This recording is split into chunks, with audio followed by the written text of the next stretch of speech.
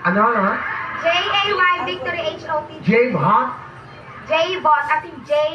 J-Bot. Opo. Ano yung sabihin ng J-Bot? Hindi ko po alam sa papa ko. Talagang J-Bot? Opo. Ilan taon ka na J-Bot? 13 years old starter po. Taga saan ka? Taga 2376 RB Street, Santa Ana, Manila. Ikaw ba'y panganay? Opo. Ilan kayo magkakapatid? Ang 5 po sa ngayon. Sa bukas po yata, 6 na po kami mag-aaral. Bakit? Yung mama ko po buntis. Manganganak na po yata. Ganon. Opo. O, asan ang nanay mo? Nasa bahay po nanonood. O, pati mo nanay. Ma, nandito na ako. Panoorin mo ako. Stay put. Huwag ka po na manganganak bukas na ng umaga. Nandiyan ako. Sino ang paborito mong singer? Charis Pempengo po, Reggie Velasquez, Mariah Carey, Whitney Houston, tsaka si Jennifer Hudson po. Oo, di ba? Bakit puro babae? Babae po ako.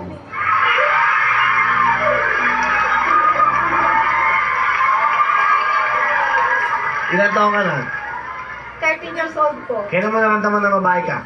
Sa tiyan pa lang po ng nanay ko. Tanggap ba ng tatay mo yan? Opo, kasama ko nga po ngayon sa school ko yung tatay ko.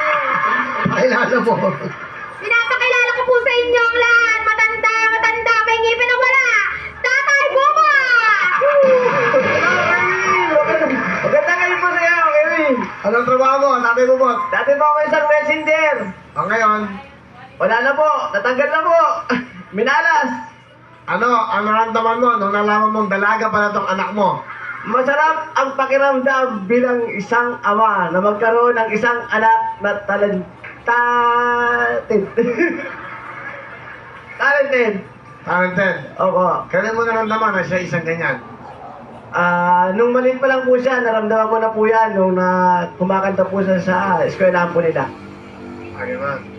Ano sinabi sa kanya? Buti hindi mo sa sinabi yan ah. Gusto ko magpakalalaki ka. Hindi po, Kuya Bill, dahil kung ano siya, talagang siya, mahal ko po yan. Ano gusto mo sabihin sa anak mo?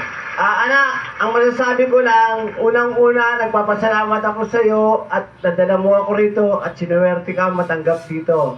At pangalawa, sana mag-aral kang maigi. Alam mo man, bakla ka man o hindi, mahal pa rin kita. At pangalawa, anak, tinatawag ka lang isang bakla, sa akin, isa kang dakila.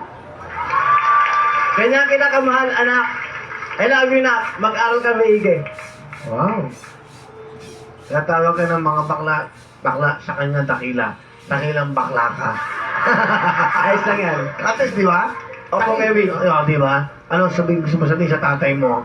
Pa, kahit bakla po ako, papatunayan ko po sa inyong lahat sa buong mundo na itong baklang to ang magpapasikat ng buong Pilipinas, hindi lang po dito. Hanggang sa buong bansa.